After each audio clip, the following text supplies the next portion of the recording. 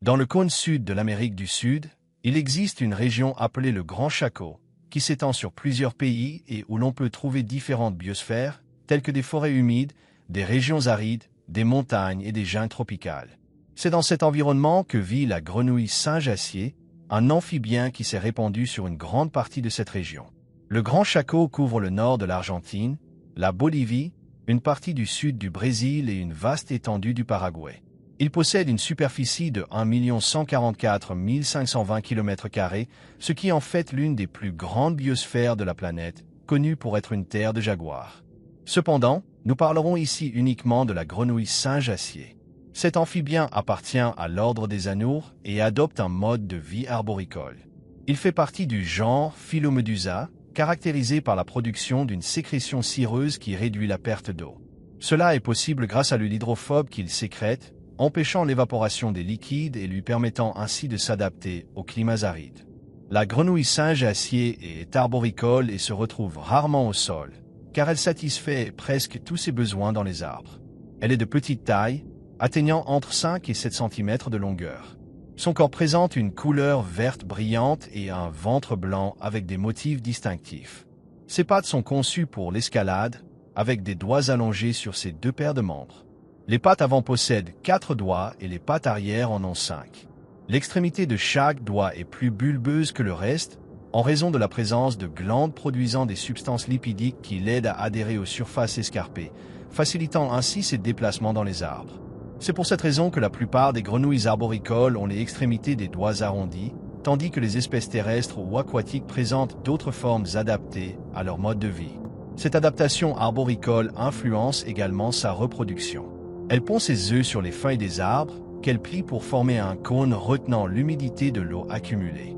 Les œufs y incubent jusqu'à l'éclosion, moment où émergent les têtards. Ces derniers achèvent leur développement sur la feuille jusqu'à atteindre leur forme adulte et en sortir. Malheureusement, on ne dispose pas d'informations précises sur la durée d'incubation, le nombre d'œufs par ponte ou leur espérance de vie. Il serait donc essentiel d'effectuer davantage d'études sur ces aspects. Ils présentent un léger dimorphisme sexuel. Les femelles sont légèrement plus grandes que les mâles. En période de reproduction, l'extrémité des doigts internes des mains des mâles s'assombrit. En plus de sécréter des substances lipidiques, elles produisent également de l'acide urique qu'elles répandent sur tout leur corps pour conserver l'humidité et comme mécanisme de protection.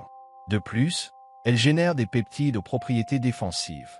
Bien que ceux-ci ne soient pas aussi puissants que ceux des dendrobates, ils semblent suffisamment efficaces comme moyen de dissuasion, car la grenouille singe-acier compte peu de prédateurs. On l'appelle singe en raison de son apparence et de sa façon de se déplacer, car elle marche au lieu de sauter. Ce sont des animaux calmes et passifs, ce qui a accru leur demande en tant qu'animaux de compagnie. Elles sont plus actives pendant la journée, lorsqu'on peut les voir en train de prendre le soleil, tandis que la nuit, elles chassent des insectes et d'autres amphibiens. Leur régime alimentaire est varié, et elles consomment toute proie qui n'est pas plus grande qu'elles. Il est important de noter qu'elles sont plus actives la nuit, ce qui peut les rendre bruyantes durant cette période. À l'état sauvage, leur statut de conservation est classé comme préoccupation mineure, bien qu'elles soient confrontées à des menaces telles que le commerce illégal d'individus capturés dans la nature et la destruction de leur habitat. En Argentine, par exemple, une partie du Grand Chaco est transformée en zones agricoles ou affectée par l'exploitation forestière illégale. Les incendies ont également réduit une partie de la région. Dans ce cas, il est nécessaire de sensibiliser sur le sujet. Lorsque l'on allume un feu de camp ou tout autre élément pouvant générer des flammes, il faut le surveiller et s'assurer qu'il est bien éteint pour éviter sa propagation et la destruction de l'environnement. Un point important est que les amphibiens jouent un rôle clé pour la science, car ils peuvent être utilisés comme indicateurs de pollution. Lorsqu'il y a peu de pollution, surtout aquatique, on observe une population considérable d'amphibiens. Mais lorsque ces niveaux augmentent, leur population diminue. Cela sert d'alarme pour prendre des mesures et évaluer si nous agissons correctement ou non.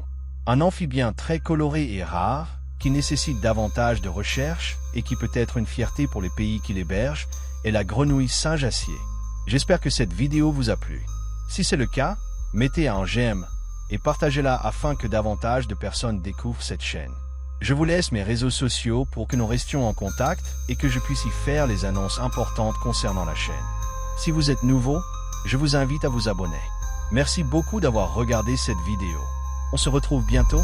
À bientôt.